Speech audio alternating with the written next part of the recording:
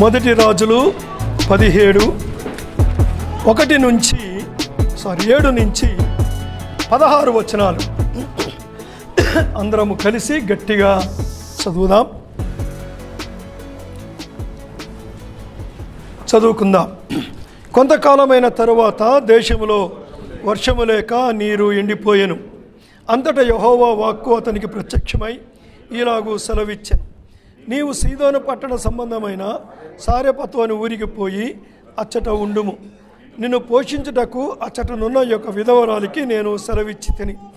అందుకు అతడు లేచి సారెపతునకు పోయి పట్టణపు గవిని యొద్దకు రాగా ఒక విధవరాలు అచ్చట కట్టెలు ఏరుచుండుట చూచి ఆమెను పిలిచి, త్రాగుటకై పాత్రతో కొంచెము నీళ్లు నాకు తీసుకొని రమ్మని వేడుకొనెను.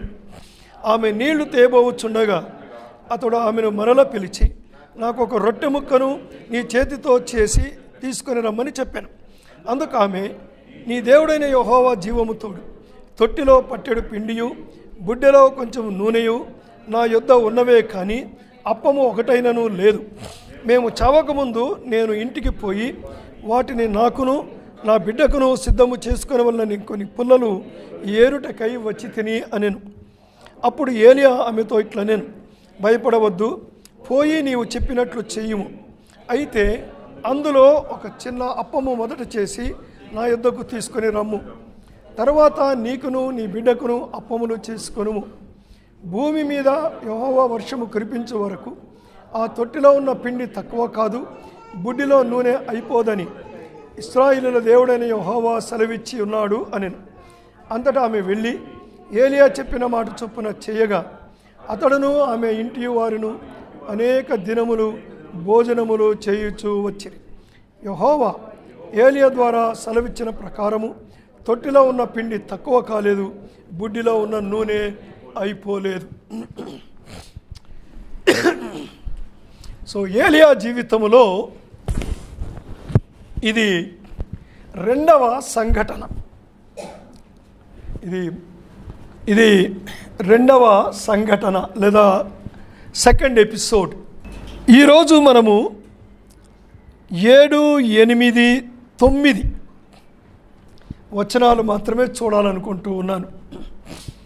ఈ సెకండ్ ఎపిసోడ్ ఐ థింక్ మనము 3 భాగాలుగా చూడాల్సి వస్తుంది.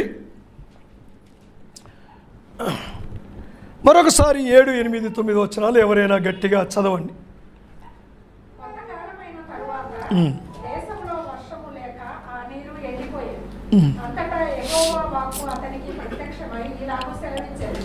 నీవు సీదోను పట్టణ సంబంధమైన సారెపతుని ఊరికి పోయి అచ్చట ఉండి నిన్ను పోషించుటకు అచ్చటనున్న ఒక విధవరాలికి నీవు సెలవిచ్చెను.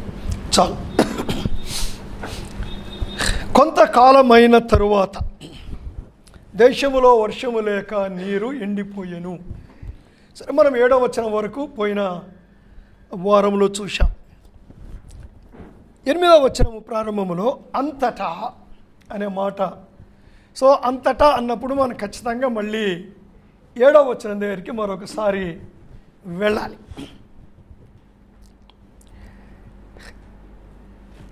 సో అంతటా యెహోవా వాక్కు అతనికి ప్రత్యక్షమై కొన్ని మాటలు చెప్పాడు.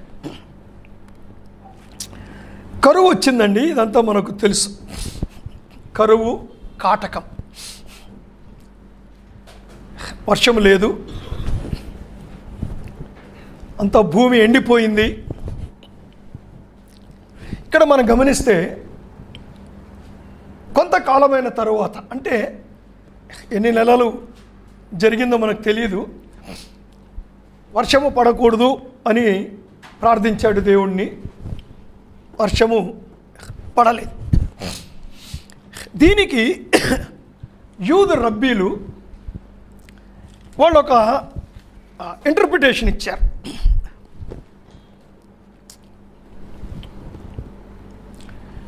ఆ ఇంటర్ప్రిటేషన్ ఏమిటంటే,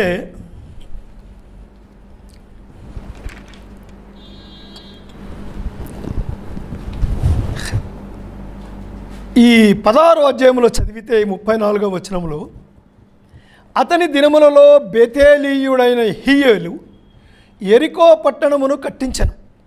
అతడు దాని పునాది వేయగా అబీరాము అను అతని జ్యేష్ఠపుత్రుడు చనిపోయాను.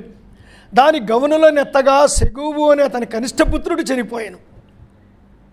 ఇది నూను కుమారుడైన యెహోషువ ద్వారా యెహోవా సెలవిచ్చిన మాట చొప్పున సంభవించెను. అంతటా గిలాదు కాపురస్తుల సంబంధి అయిన తిష్బీయుడైన ఏలియా ఆహాబు దగ్గరకు వచ్చి వాళ్ళు ఏమంటారంటే, ఈ యెహోషువ యెరికో మీదకి యుద్ధానికి వెళ్ళినప్పుడు మోషే యొక్క శిష్యుడు యెహోషువ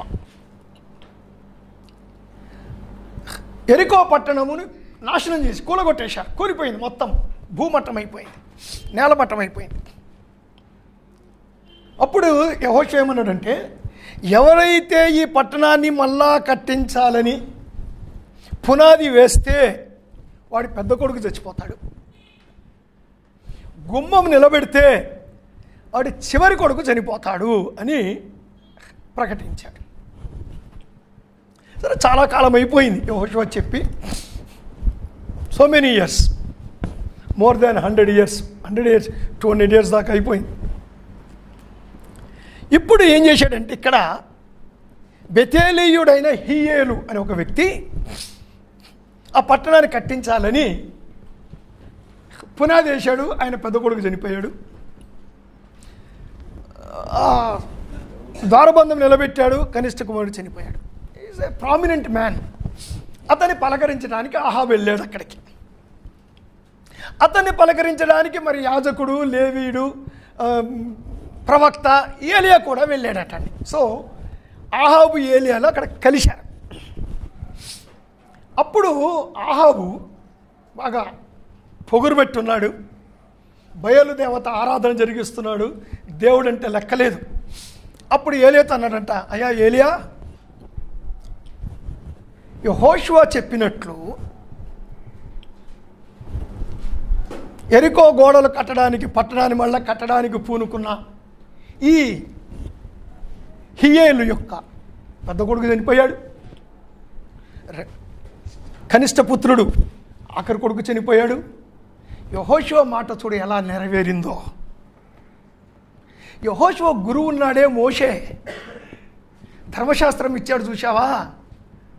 ఆయన ఏం చెప్పాడు, ఎవరైనా సరే నన్ను మర్చిపోయి, యెహోవా దేవుని మర్చిపోయి వేరే దేవతలను ఆరాధించి దుర్మార్గులుగా వీళ్ళు తప్పిపోయి ఉంటే వారి మీద వర్షం కురవదు, వారికి పంట పండదు అని మీ దేవుడు చెప్పాడే. మీ దేవుడు చెప్పిన మాట నెరవేరిందా? నెరవేరలేదు కదా. ఏం మోషే అండి మీ మోషే?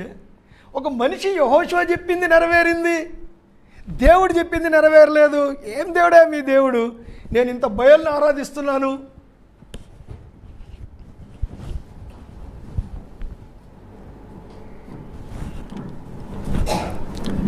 గుడ్, నేను ఇంత బయలుని ఆరాధిస్తున్నాను, ఎక్కడ చూసినా బయలు దేవతలు ఉన్నాయి, చూడు ఎంత బాగున్నామో, మీ దేవుడు చేతగానోడు అని అన్నాడటండి.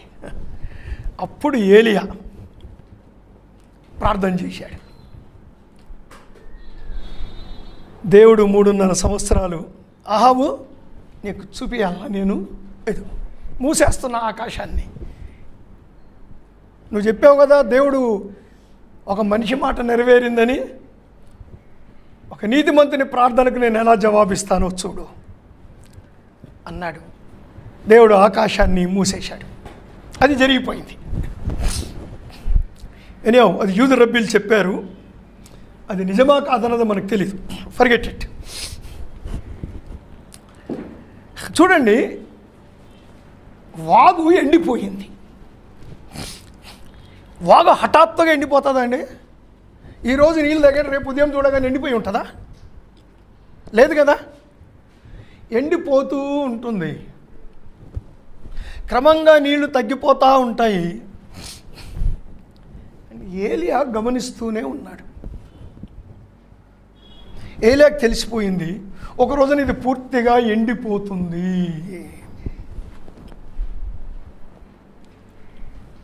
సరే, వాగు ఎండిపోయింది.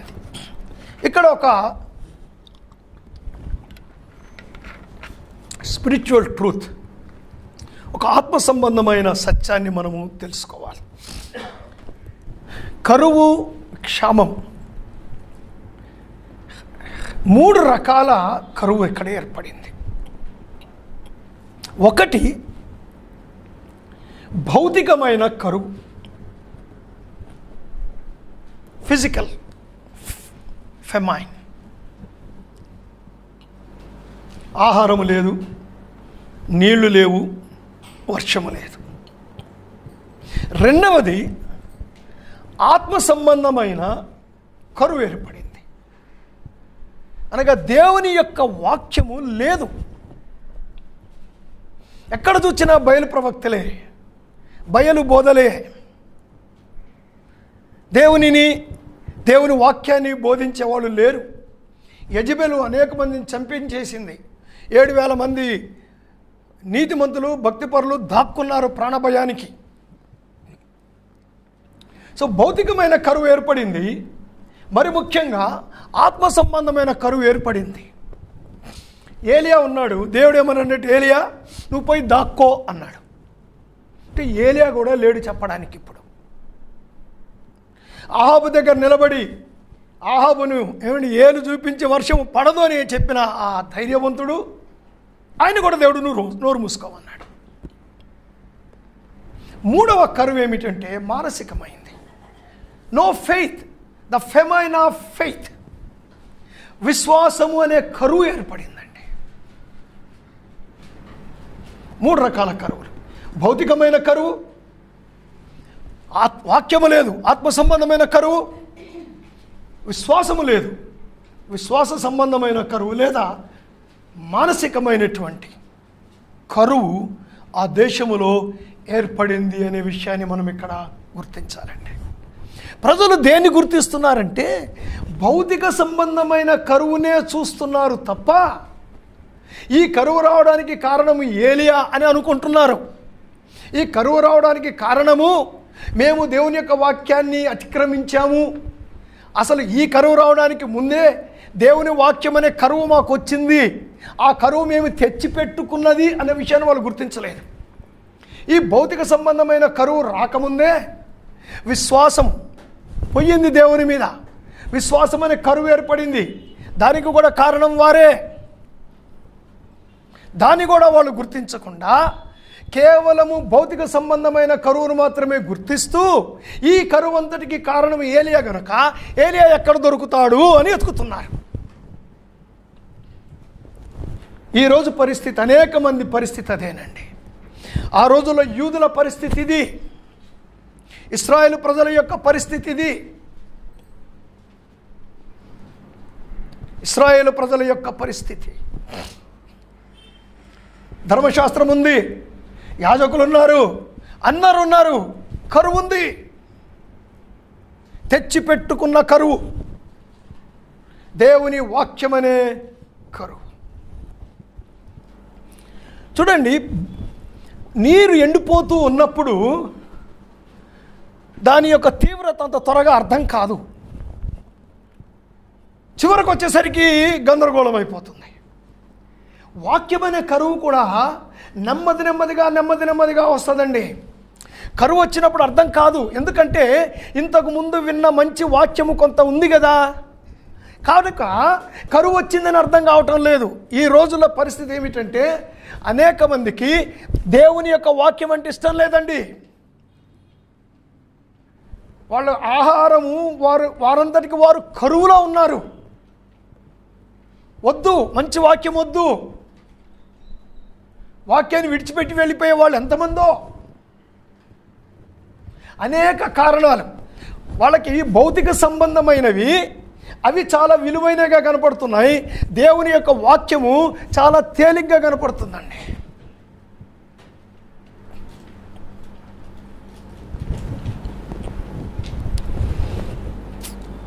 వాక్యము పోవట్లేదండి.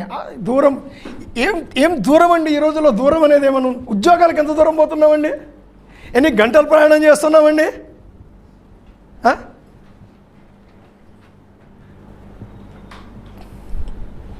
నేను రామ్నగర్లో ఉండేవాడిని brothers, I use to stay in Ramnagar.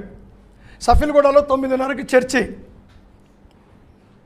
Cycle మీద ఇంకొకరిని ఎక్కించుకొని, అంటే వాళ్ళకి కాస్త వాక్యం వినిపిస్తే రక్షణ పొందుతాడని, రామ్నగర్ నుంచి సైకిల్ తొక్కుకుంటూ ఇంకొకరిని ఎక్కించుకొని బై 9 o'clock నేను చర్చిలో ఉండేవాడిని. ఎందుకంటే మ్యాథ్స్ అంకుల్ వాక్యం వినాలి, మ్యాథ్యూస్ అంకుల్ చెప్పే వాక్యం వినాలి. నేను వినడం కాదు, ఒకరికి వినిపించాలి.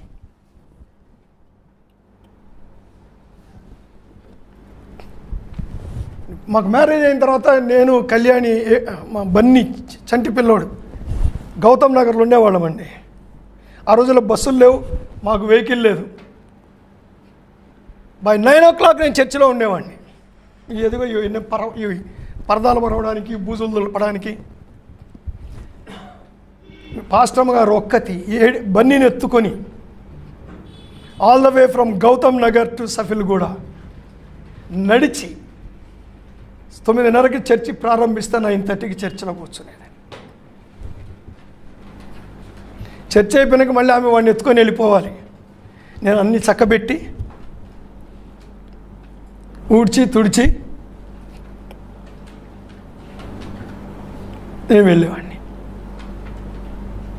ఎందుకు అక్కడికే ఎందుకు వెళ్ళాలి? Word of God, word of God, దేవుని యొక్క వాక్యము. మాకు కరువు లేదండి, వాక్యం అనే కరువు మేము ఎప్పుడు అనుభవించలేదు. వాక్యము కరువు, సమృద్ధిగా తింటున్న వాక్యాన్ని కూడా విడిచిపెట్టి వెళ్ళిపోతున్నారు. Due to so many reasons. అవి కారణాలు కావు అసలుకి.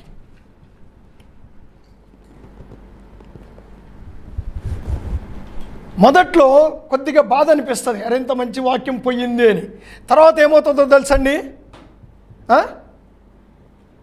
ఎండుగడ్డికి అలవాటు పడతారు. పచ్చగడ్డి తిన్న తర్వాత కొద్దిగా ఎండుగడ్డి తినేటప్పుడు కొద్దిగా పచ్చగడ్డికి జ్ఞాపకం వచ్చి కొద్దిగా బాధ అనిపిస్తుంది ప్రారంభ రోజుల్లో. నెల్లగా మెల్లమెల్లగా ఎండిపోయినట్లుగా లోపల ఎండిపోయి చివరికి ఏమనిపిస్తుంది అంటే ఎండుగడ్డే రుచిగా అనిపిస్తుంది. Nobody can save them. వాళ్ళని ఎవరు ఇక కాపాడలేరు. జాగ్రత్త, ఎండిపోతావు ఆత్మీయంగా. I don't care. ఆత్మీయంగా ఎండిపోతే ఏంటి సార్? వర్షం బాగా పడుతుంది, బాగా తిండి ఉంది, కావాల్సినంత డబ్బు ఉంది, సంపాదన ఉంది. ఆత్మీయంగా ఎండితే ఏమి? కరెక్ట్. ఎందుకు అనుకుంటున్నావో తెలుసా? అసలు రక్షణే పొందలేదు, నువ్వు మారు మనసే పొందలేదు. నువ్వు మారు మనసు పొందితే, నువ్వు పుడితే ఆకలేస్తుంది. నువ్వు తిరిగి జన్మిస్తే వాక్యం కొరకు ఆకలేస్తుంది. వాక్యం దొరకట్లేదని నేను ఎండిపోతున్నాననే సంగతి నీకు అర్థం కాకపోతే నువ్వు అసలు మారు మనసు పొందలేదనే విషయాన్ని గుర్తుపెట్టుకో. మోసపోవద్దు, మోసపోవద్దు. ఎండిపోయారండి. 2 వాక్యాలు చూద్దాం. ఆమోసు గ్రంథము 8వ అధ్యాయం 11వ వచనం. Please read loudly.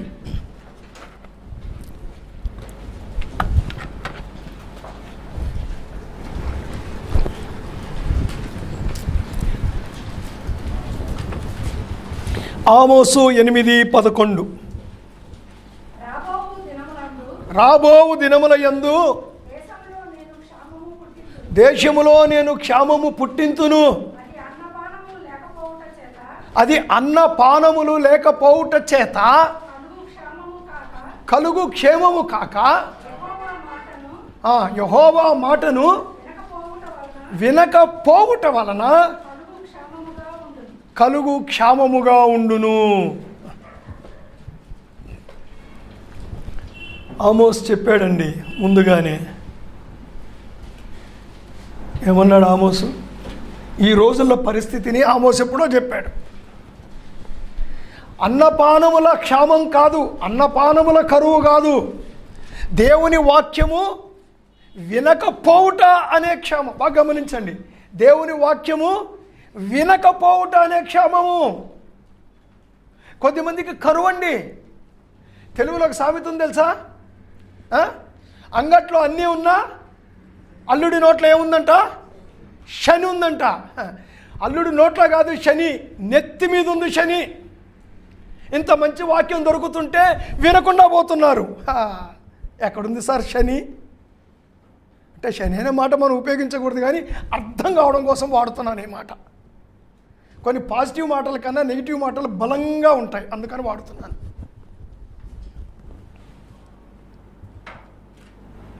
వాక్యం దొరుకుతుంది, వినలేకపోతున్నారు. What a tragedy.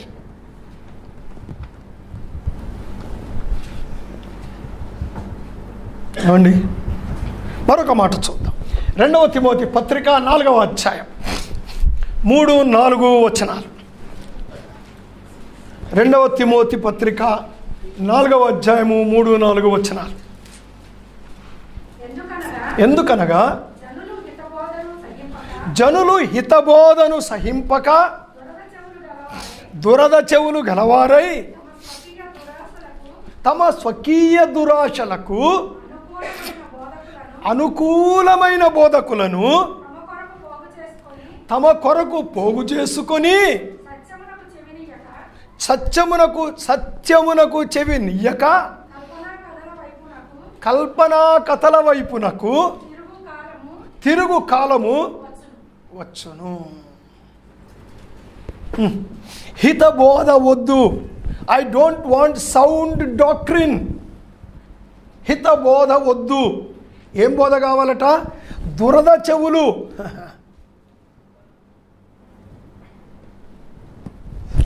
ఏమిటి? తమ దురాశలకు అనుకూలంగా ఉండే బోధలు.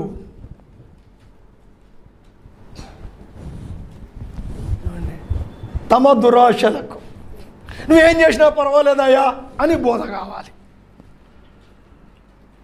ఇలాగ ఉండకూడదు, ఇది పొరపాటు, ఇది మంచిది కాదు అని చెప్తే వద్దు. ఆ బోధ వద్దు, ఆ బోధ వద్దు.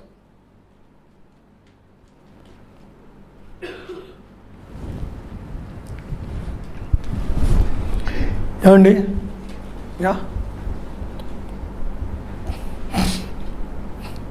ఒక ఆయన సలహా ఇచ్చాడు నాకు. జోషి బ్రదర్, మీరు ఇంత మంచిగా చెప్తారు, ఇంత మంచి వాక్యం ఉంది, మీ సంఘం ఎందుకు పెరగట్లేదు? కొద్దిగా మారండి, మీరు చూడండి. ఐ డోంట్ అవసరం లేదు సార్ నాకు. కొద్దిగా ఇదేం మానకండి, ఇది తగ్గించి కొద్దిగా పైన ఐసింగ్ ఎక్కువ చేయండి. ఐస్ క్రీమ్ మీద కింద స్పాంజ్ కేక్ పెట్టి పైన నింపుతారు చూసావా, అది లేదు బ్రదర్ మీ దగ్గర అన్నాను. బ్రదర్, ఇంతమందికి నేను టీచింగ్ ఇస్తున్నాను, ఐసింగ్ చేయడం నాకు తెలియదు అనుకున్నావా? ఐసింగ్ చేయడం నాకు తెలియదు అనుకుంటున్నావా? డెకరేషన్ చేయడం నాకు తెలియదు అనుకుంటున్నావా? మేకప్ చేయడం నాకు తెలియదు అనుకుంటున్నావా?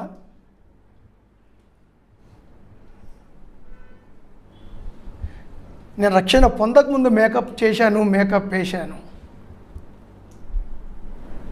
ఇప్పుడు కాదు. దేవుని యొక్క వాక్యము it is not a sugar coated pill. Word of God is not a sugar coated pill. చేదు మాత్రకు ఏమండి, ఇప్పుడు కొన్నిసార్లు మాత్రం మింగుతాం, తీయగుంటుంది. మీకు తెలుసా? కొన్నిసార్లు మాత్రలు తీయగుంటాయి కదా. ఎందుకు తీయగుంటాయి తెలుసా మీకు? అవి కాసేపు చప్పరించండి తీయగుందని, అప్పుడు తెలుస్తుంది మీకు.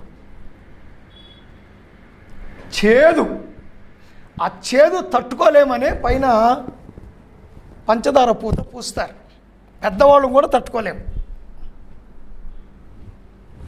అలాంటి వాక్యం కావాలందరికీ.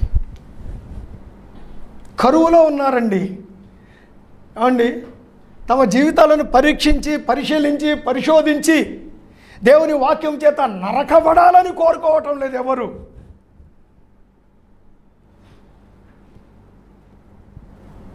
ఏం కోరుకుంటున్నారండి? మలాం పూత.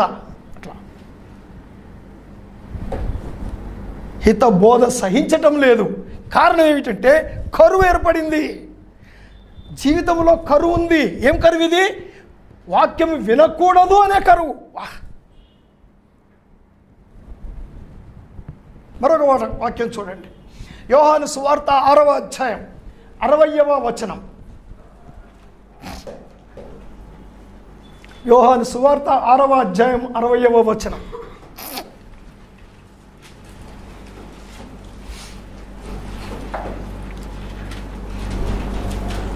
త్వరగా చదవాలి. ఆయన శిష్యులలో అనేకులు ఈ మాట విని ఇది కఠినమైన మాట, ఇది ఎవడు వినగలడని చెప్పుకొని 66వ వచనం. అప్పటి నుండి ఆయన శిష్యులు అనేకులు వెనక తీసి ఎన్నడూ ఆయనను వెంబడించలేదు. ఏమండి, యేసుప్రభువారు అద్భుతాలు చేస్తూ ఉంటే పొలోమని వెనకబడి వెళ్తూ ఉన్నారండి శిష్యులు. అంటే 70 మంది 12 మంది అనేకులు. ఎప్పుడైతే యేసుప్రభువారు చెప్తున్న మాటలు కొంత కఠినంగా ఉన్నాయో ఏమంటున్నారు, ఈ కఠినమైన మాటలు ఎవడు వినగలడు అని, అద్భుతాలు చేస్తే చేసుకోవాలి అని అద్భుతాలకు ఒక దండం, నీకు ఒక దండం, ఈ మాటలు మాత్రం మేము వినలేం.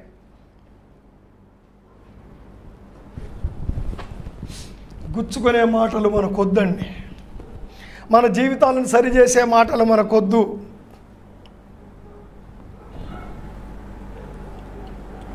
వద్దు.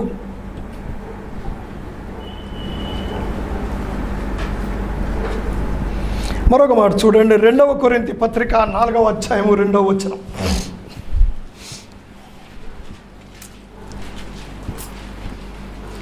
2వ కొరింథీ 4వ అధ్యాయము 2వ వచనం. అయితే కుయుక్తిగా నడుచుకొనకయు దేవుని వాక్యమును వంచనగా బోధింపకయు సత్యమును ప్రత్యక్షపరచుట వలన ప్రతి మనిషి యొక్క మనస్సాక్షి ఎదుట మమ్మును మేమే దేవుని సముఖమందు హెచ్చించుకొనుచు మెప్పించుకొనుచు అవమానకరమైన రహస్య కార్యములను విసర్జించి ఉన్నాం. దేవుని వాక్యమును కుయుక్తిగా బోధించక, కుయుక్తిగా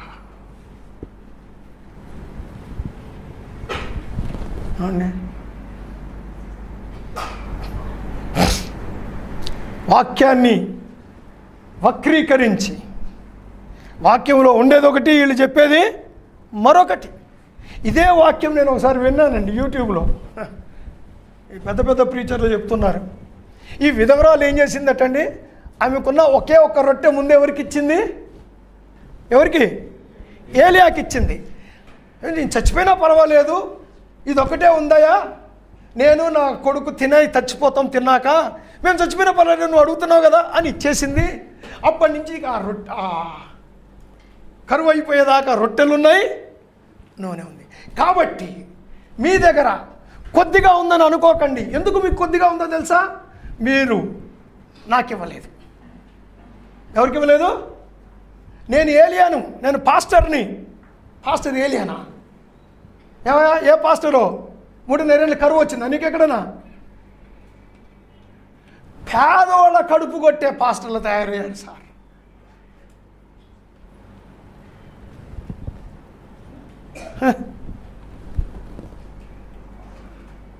ఒకసారి మేము ఒకరింటికి వెళ్ళాం విజిటింగ్కి. ఇచ్చుకే వాళ్ళ అమ్మ తీసుకెళ్ళింది మమ్మల్ని, మా చుట్టాలే రండి వెళ్ళాం. పేదోళ్ళు అండి వాళ్ళు. ఒక ఇంట్లో వాచ్మెన్ ఒక్క గదిలో ఉంటున్నారు. వాచ్మెన్కి చాలా తక్కువ ఇస్తారు. ఆయన భార్య చెప్తుంది, ఈయన అక్కడెక్కడో ప్రార్థనకు పోతాడండి, మాకు వచ్చేది ఎంత అండి, ఆయన మీరు ఇస్తే దేవుడు ఎక్కువ ఇస్తాడని చెప్పిండంట. వారానికి ఒక 1000 రూపాయలు వేసి వస్తాడు అక్కడ. ఎంతటండి వారానికి? నెలకు 4000 జీతం లేదు. అపార్ట్మెంట్లో ఉన్న బట్టలు 4 ఇస్త్రీ చేసుకుంటారు. ఏం చెప్పాలి ఆయనకి? ఏం చెబితే అర్థమవుతుంది?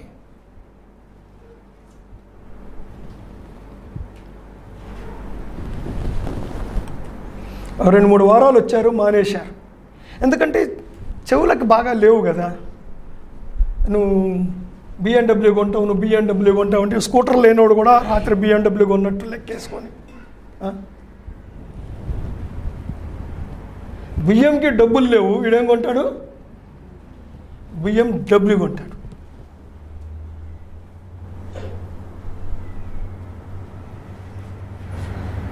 చాలా అన్యాయం అండి. ఏంటో తెలుసా? అది కరువు. 2 వైపుల నుంచి కరువు. బోధించేవాడి దగ్గర కరువు ఉంది, వినేవాడి దగ్గర కూడా కరువు ఉంది. Please understand this. వినేవాడి దగ్గర కరువు లేకపోతే బోధించేవాడి దగ్గర కరువు ఉన్నా నో ప్రాబ్లం. మంచి బోధ ఎక్కడ దొరికితే అక్కడికి పరిగెడతాడు. మంచి బోధ దొరికే స్థలం తెలిసి కూడా వెళ్ళలేకపోతున్నాడంటే వాడి దగ్గరే కరువు ఉందండి. వినేవాడి దగ్గరే కరువు ఉంది.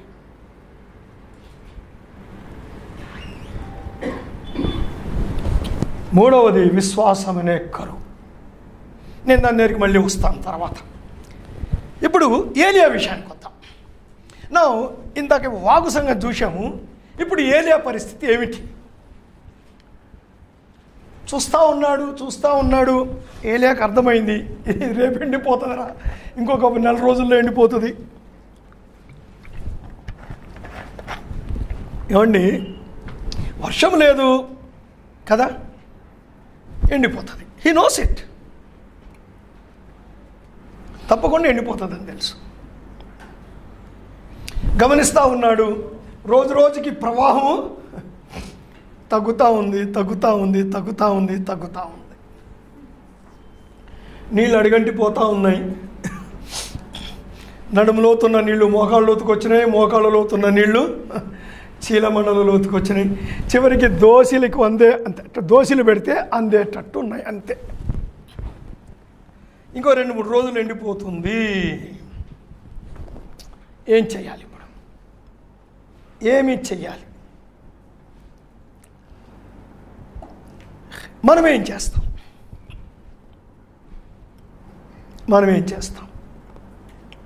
నెంబర్ 1, మనం తొందరపడతాం. ఏంటి దేవుడు ఏం చెప్పట్లే?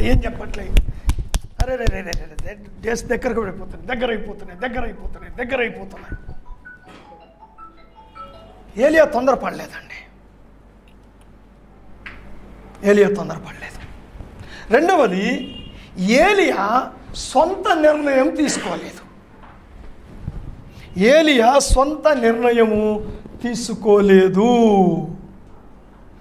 జనరల్గా ఇలాంటి పరిస్థితుల్లో 2 విషయాలు తప్పకుండా జరుగుతాయి సామాన్యమైన మనిషి దగ్గర. నేను అనుకుంటాను మనమందరం సామాన్యమైన మనుషులమనే అనుకుంటున్నాను. ఎవరైనా అసామాన్యులుంటే ఉండవచ్చు. ఏలియా తొందరపడలేదు. తొందరపడి అనుమానం పెంచుకొని అవిశ్వాసిగా మారిపోలేదు. తొందరపడి నిరాశలోనికి కృంగిపోలేదు.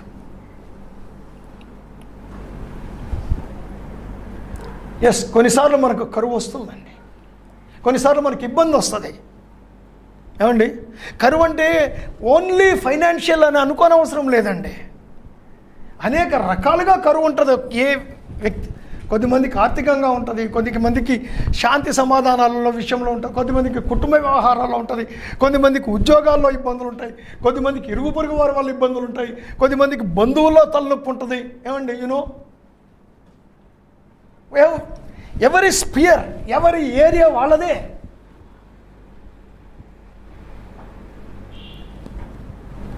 అలాంటప్పుడు ఏం చేశాడు ఏలియా? ఏం చేశాడు? నెంబర్ 1, తొందరపడలేదు. రెండవది, తన సొంత నిర్ణయము చేయలేదు. ఏలియాకు బాగా తెలుసు ఈ వాగు దగ్గరికి ఎవరు పంపించారు? దేవుడే పంపించాడు. నేను దేవుని బిడ్డను, యేసు ప్రభు తన సొంత రక్తం ఇచ్చి నన్ను కొన్నాడు. ఎస్, ప్రాబ్లం వచ్చింది, సమస్య వచ్చింది, పెరిగిపోతా ఉంది సమస్య. కానీ నేను దేవుని బిడ్డను కాబట్టి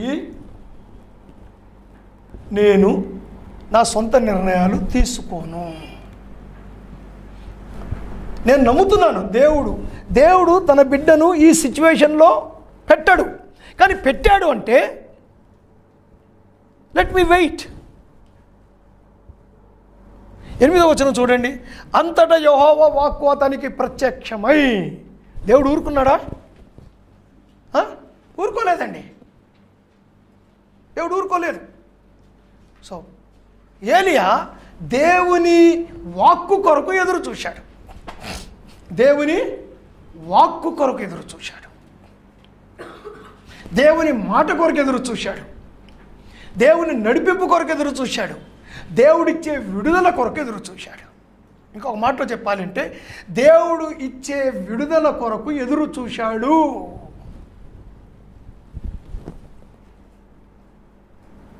మూడు పనులండి ఇక్కడ. 1, తొందరపడలేదు. 2, తన సొంత ఆలోచన చొప్పున నిర్ణయాలు చేయలేదు. 3వది, దేవుని యొక్క విడుదల కొరకు, దేవుడు సమయము కొరకు ఓపికతో కనిపెట్టాడు. ఓకే, ముందుకెళ్దాం. సో ఇక్కడ దేవుడు ఏలియాతో మాట్లాడుతున్నాడు. అంతటా యెహోవా వాక్కు అతనికి ప్రత్యక్షమై ఈలాగు సెలవిచ్చాను. నీవు సీదోను పట్టణ సంబంధమైన సారెపతోను ఊరికి పోయి అచ్చటనే ఉండుము. నిన్ను పోషించుటకు అతడునున్న యొక్క విధవరాలికి నేను సెలవిచ్చి తిని. అందుకు అతడు లేచి సారెపతునకు పోయి. సో ఇంగ్లీష్లో ఎలా ఉంటుందంటే అరైజ్ అని ఉంటుంది ముందు, నీవు లేచి అని అంటాను. సో ఇక్కడ 3 మాటలు, 3 ఆజ్ఞలు ఇచ్చాడండి. 3 మాటలు ఉన్నాయి. లెమ్ము, పొమ్ము, ఉండుము. 3 మాటలు ఏంటంటే, 1 లెమ్ము, పొమ్ము, ఉండుము. Arise, go, stay or live. 3 మాటలు. సో 3 మాటలు చెప్తున్నాడండి. దేవుడు ఊరికే విడిచిపెట్టలేదు. ఇక్కడ లెమ్ము అంటే గెట్ రెడీ,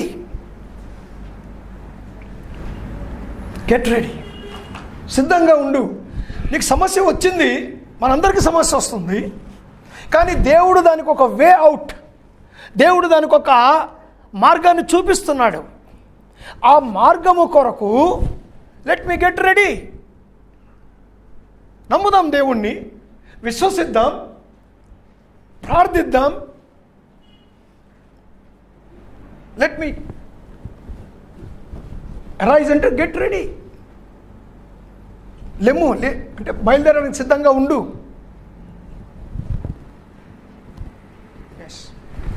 రెండవది అంటాడు పొమ్ము.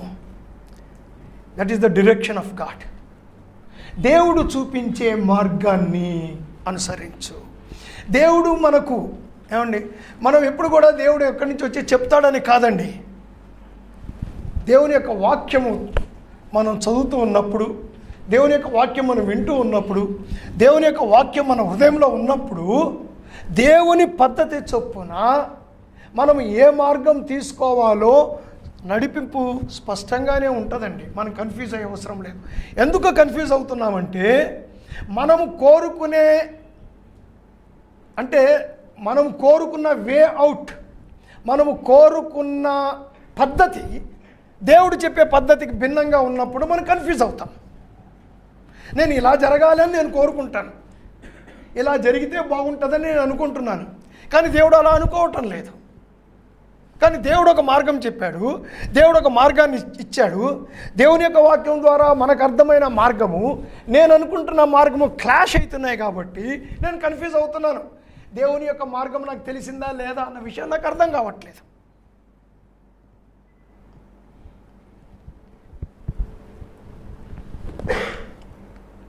దాని నుంచి బయటపడాలి, మనది పక్కగా పెట్టాలి.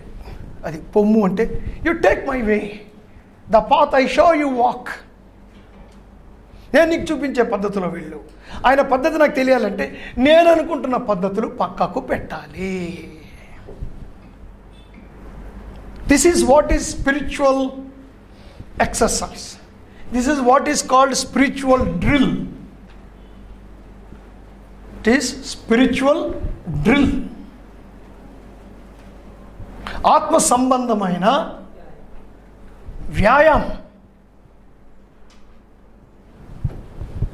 ఆత్మ సంబంధమైన వ్యాయామం ఇది. అలవాటు చేసుకోవాలండి, అలవాటు చేసుకోవాలి. మీరైనా నేనైనా అలవాటు చేసుకోవాలి. మూడవది అన్నాడు, నువ్వు అక్కడ ఉండు. అంటే వెయిట్ ఫర్ ఫర్దర్ గైడెన్స్. నేను నీకు అక్కడ ప్రొవిజన్ ఇచ్చాను ఉండడానికి, బీదే. నేను నీకు మార్గం చూపించాను, దాని గుండా వెళ్ళు. నేను నీకు మేలు చేస్తాను, నేను నిన్ను పోషిస్తాను. నీ సమస్య, నీ ఇబ్బంది నీకంటే నాకు బాగా తెలుసు. ఆ ఇబ్బంది నీకు వచ్చింది తర్వాత నీకు అర్థమైంది ఆ ఇబ్బంది నీకు వచ్చిందని, కానీ ఆ ఇబ్బంది వస్తుందని నాకు ముందు తెలుసు. ఆ ఇబ్బంది వచ్చిన తర్వాత ఏం జరుగుతుందో నాకే తెలుసు, నీకు తెలియదు.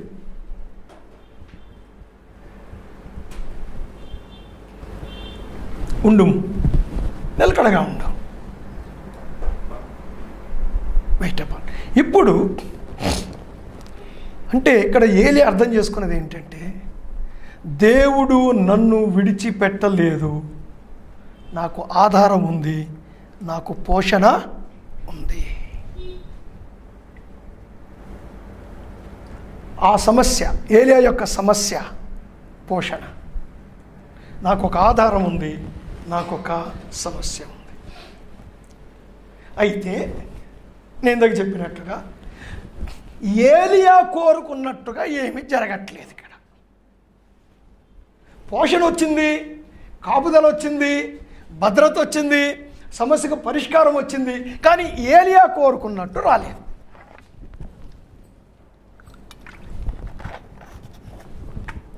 ఏలియా కోరుకున్నట్టు రాలేదు. ఇక్కడ వాగ్దానం ఏంటంటే, ఆర్డర్ ఇచ్చాడు దేవుడు, అరైజ్, గో, స్టే. లెమ్ము, పొమ్ము, ఉండుము. ఆజ్ఞ చూరుకోలేదు, ఒక వాగ్దానం ఇచ్చాడు. ఏమంటున్నాడంటే, నిన్ను పోషించుటకు అచ్చటనున్న ఒక విధవరాలికి నేను సెలవు ఇచ్చి తిని. ప్రామిస్. ఈ ప్రామిస్ దగ్గర ఇబ్బంది వచ్చేసింది ఏలియాకు. ఏలియా ఒక యూదుడు, ఇజ్రాయెలైట్, ఒక ప్రవక్త, యాజక కుటుంబానికి చెందినవాడు, అంటే లేవీయుడు. 12 గోత్రాల్లో నుంచి దేవుడు వీళ్ళని ఇంకా స్పెషల్గా ఏర్పాటు చేసుకున్నాడు.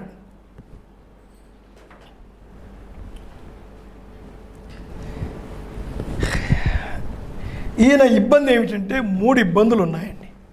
ఒకటి, సీదోనుకు పొమ్మన్నాడు.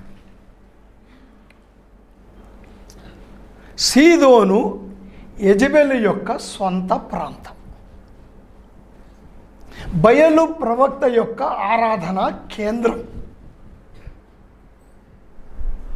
ఏమండి, విగ్రహాలకు అన్నిటికీ దూరంగా ఉండవలసిన ప్రవక్తను ఏమండి దేవుడే ఎవరి మధ్యకి పంపించాడు?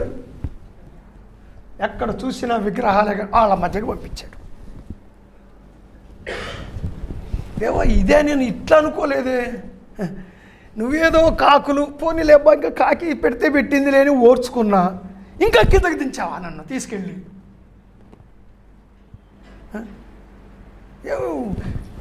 పాత నిబంధన అంతా చదివాను నేను, మన్నా గురించింది, బండలో నీళ్ళు వచ్చినాయి, ఇక్కడ మన్నా లేదు, ఏమీ లేదు. What is this happening? రెండవది విధవరాలు. ఆ రోజుల్లో విధవరాలు అంటే ద పూరెస్ట్ ఆఫ్ పూర్. ఎందుకంటే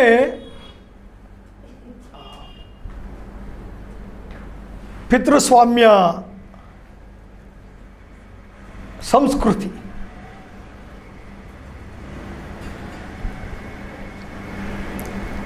ఇంకొక మాటలో చెప్పాలంటే మేల్ చవనిస్టిక్ సొసైటీ. భర్త చచ్చిపోయాడు అంటే ఇక ఈమె తల్లిదండ్రుల దగ్గరికి వెళ్ళిపోవాలి, బిచ్చం ఎత్తుకోవాలి, లేకపోతే ఇంకేమైనా పరిగమల పనులు చేసి తన బిడ్డని పోషించుకోవాలి. చాలా వెరీ బ్యాడ్ సిచ్యువేషన్. అందుకే దేవుని యొక్క కొత్త నిబంధనలో మనకు నిజమైన భక్తి ఏదనగా విధవరాండ్రను పోషించి వారిని సన్మానించి వారిని జాగ్రత్తగా చూసుకొనుట అని చెప్తాడు యాకోబు భక్తుడు. నిజమైన భక్తి. సో అది సిచ్యువేషన్ వాళ్ళది. ఆమె దగ్గరికి వెళ్ళాలా నేను? ఆమె నన్నేం పోషిస్తుందండి? మూడవది అగ్నికి ఆజ్యం అంటారే, అట్లా విధవరాలు, దానికి తోడు అన్యురాలైన విధవరాలు. అసలు యూదులు లేవీయులు అసలు వాళ్ళని తాకరు, అన్యుల్ని తాకరు. అలాంటిది ఆమె ఇంట్లో తినాలి, ఆమె పెట్టింది తినాలి, ఆమె ముట్టుకున్నది ముట్టుకొని తినాలి. దేవుడు అన్నాడు, దిస్ ఈజ్ మై వే, ఇది నా పద్ధతి. ఏలియా, నీ పద్ధతి నాకు అవసరం లేదు, నా పద్ధతి. దేవుని పద్ధతి మనం అనుకున్నట్లు ఉండనవసరం లేదు, కొన్నిసార్లు ఉండదు కూడా.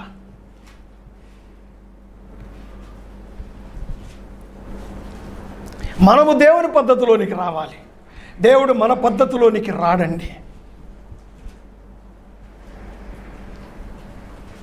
He will never put his feet in our shoes. We need to put our feet in his shoes.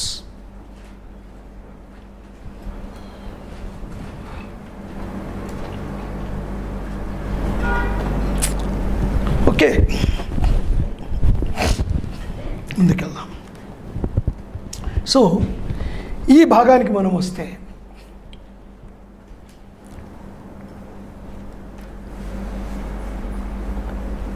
ఏలియా 2 పాఠశాలల్లో చదువుకోవాల్సి వచ్చింది. ఒక పాఠశాల Cherith, the school of Cherith or the university of Cherith. రెండవ పాఠశాల సారెపతు అనే పాఠశాల. To learn the will of God, దేవుని యొక్క చిత్తాన్ని ఎరుగుట, దేవుని పద్ధతిలో జీవించటానికి దేవుడు 2 స్థలాల్లో తరబీదిస్తున్నాడు. ఒకటి కెరీత్, ఇందాక మనం చదివాం పోయిన వారం. కెరీత్ అంటే కట్ డౌన్, నరికేయడం, ముక్కలుగా, చిన్న ముక్కగా. ఏలియా, నా హైట్ చాలా, నేను ప్రవక్త అన్నాడు, దేవుడు దెబ్బకి నరికేశాడు. పోవయ్యా, కాకులు పెట్టి తిండి తినవయ్యా. దేవా, నేను ప్రవక్తనయ్యా, ఆ పనికి మళ్ళా ఇశ్రాయేలు ప్రజలకి మన్నాను కురిపించావు, నాకేది? నీకు కాకులు పెడతాయి, తిను. ఇంత పెద్ద ప్రవక్తని నువ్వెవడైతే నాకేంటి అండి? గాడ్ వాంట్స్ టు ట్రైన్ అస్. రెండవది సారెపతు అంటే కొలిమి, మెల్టింగ్. అక్కడ ముక్కలు చేశాడు, ఆ ముక్కలు ఇక్కడ కరిగిస్తున్నాడు. నేను ఇప్పుడు దాని దగ్గరికి రాను. నెక్స్ట్ వీక్ రెండవ భాగంగా చూద్దాం. సెకండ్ ఎపిసోడ్లో లేదా ఏలియా యొక్క జీవితంలో 3వ భాగంగా మనం వచ్చే వారము ఈ కొలిమి గురించి చూద్దాం. అయితే ఈ అనుభవాల గురించి మాట్లాడుకోవడానికి ముందు మనం ఇందాక చెప్పుకున్నాం, ఒక కరువు, విశ్వాసం అనే కరువు. భౌతిక సంబంధమైన కరువు, వాక్యం అనే కరువు, విశ్వాసం అనే కరువు. ఎక్కడ విశ్వాసం లేదండి, ఎవరి దగ్గర విశ్వాసం లేదు, ఎవరు నమ్మట్లేదు దేవుణ్ణి.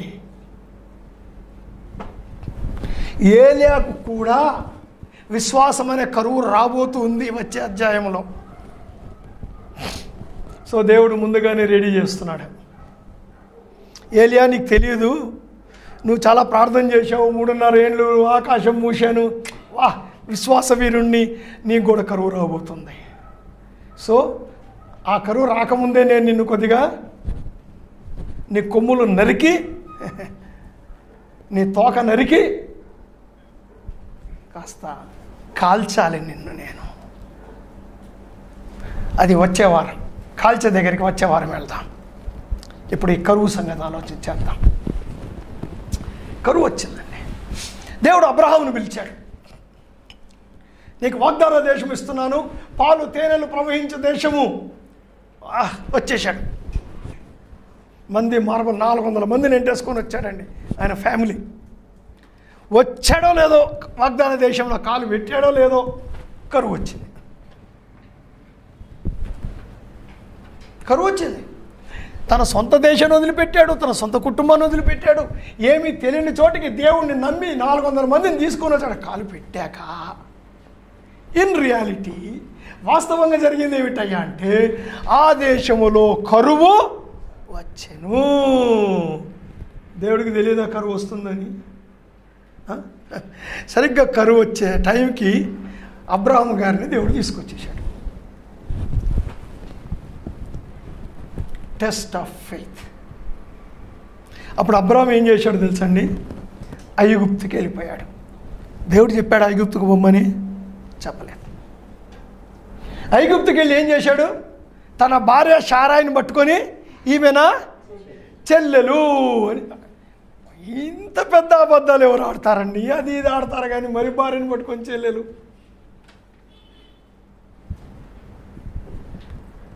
వాడు ఎక్కడ చంపుతాడో అని భయపడిపోయాడు.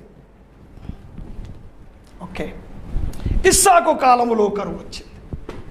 అబ్రహాం కాలంలో వచ్చింది, ఇస్సాకు కాలంలో కరువు వచ్చింది. అప్పుడు ఇస్సాకు ఏం చేశాడు? ఐగుప్తుకు పోలేదు, ఫిలిస్తీయ దేశానికి వెళ్ళిపోయాడు. అక్కడికి వెళ్ళిపోయి ఏం చేశాడండి? తండ్రి ఏమి చేశానో అదే చేశాను. తన భార్య రిబ్కా, ద మోస్ట్ బ్యూటిఫుల్ లేడీ, రిబ్కా గురించి ఏం చెప్పాడండి? ఈమెనా సహోదరి అని చెప్పేశాడు. అక్కడ భయపడ్డాడు.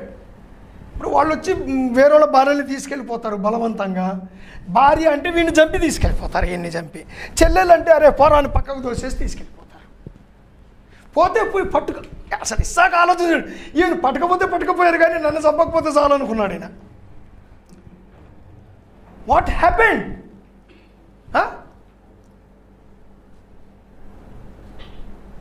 ఇస్సాకుని ఆ కట్టెల మీద పెట్టి చంపడానికి కత్తెత్తినప్పుడు ఇస్సాకు ఎంత విశ్వాసంగా ఉన్నాడండి, ప్రాణం పోతున్నప్పుడు. మరి ఇప్పుడు ఏమైంది?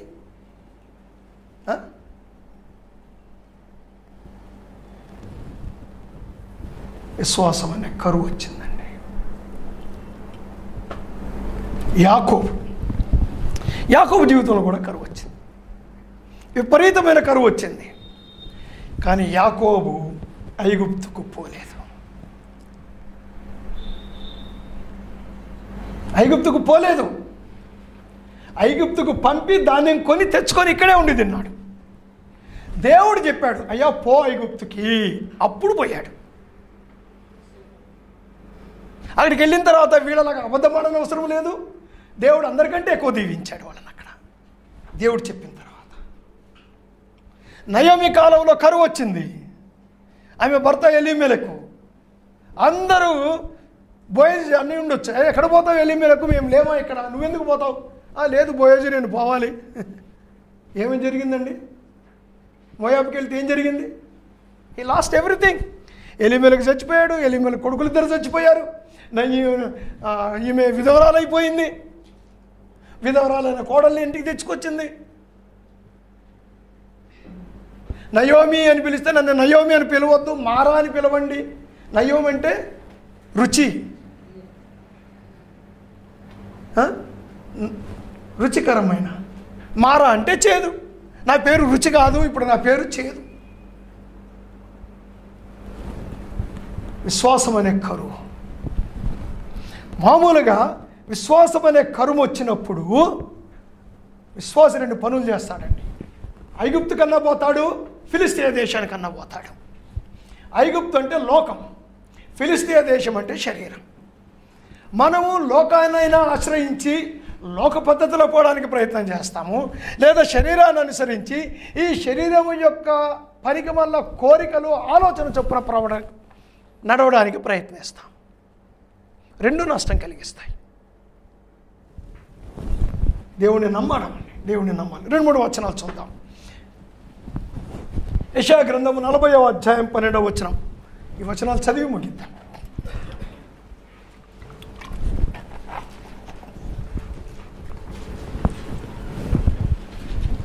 యెషయా గ్రంథము 40వ అధ్యాయము 12వ వచనం.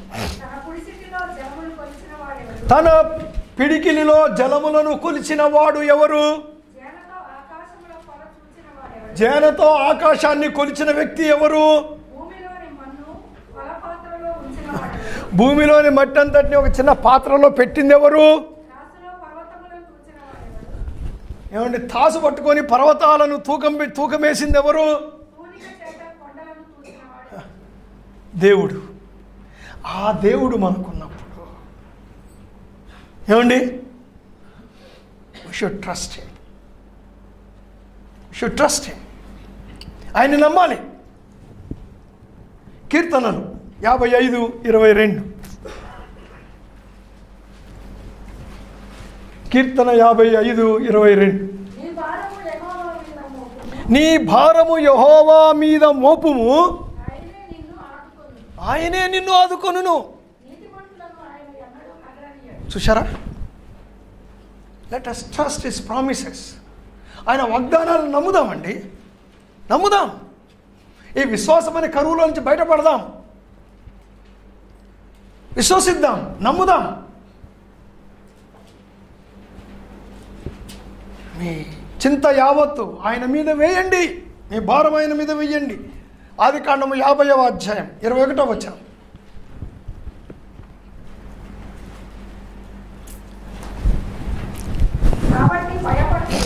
కాబట్టి భయపడకుడి, నేను మిమ్మును మీ పిల్లలను పోషించదను. యోసేపు ద్వారా మాట్లాడుతున్నాడు దేవుడు. భయపడిపోయారు అన్నదమ్ములందరూ కూడా. యాకోబు చనిపోయిన తర్వాత నేను పోషిస్తాను, దేవుడు నన్ను పెట్టాడు ఇక్కడ మిమ్మల్ని పోషించడానికి. యెషయా గ్రంథము 55:8వ వచనం.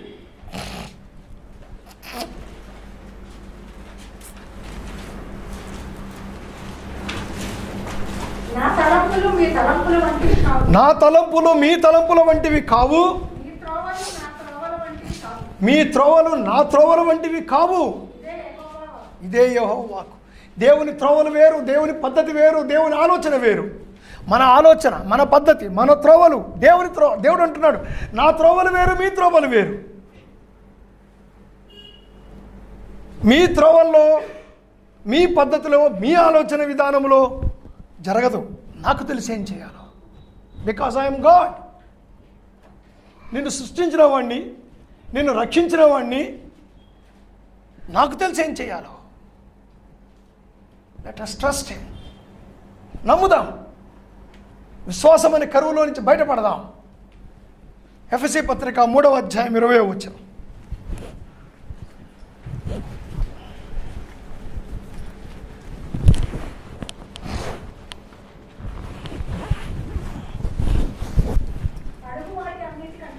అడుగు వాటన్నిటికంటేను, ఊహించు వాటి అన్నిటికంటేను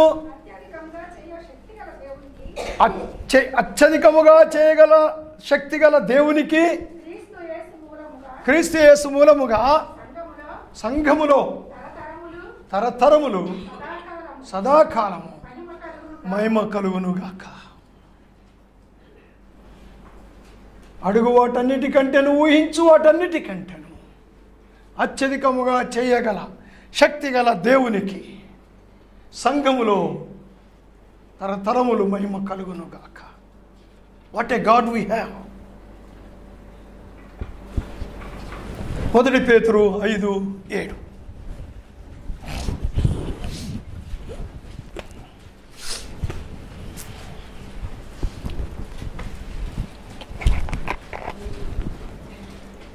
ఆయన మిమ్మల్ని గూర్చి చింతించుచున్నాడు కనుక మీ చింత యావత్తు ఆయన మీద వేయండి. ఆయన మిమ్మల్ని గూర్చి చింతిస్తున్నాడు కనుక మీ చింత యావత్తు ఆయన మీద.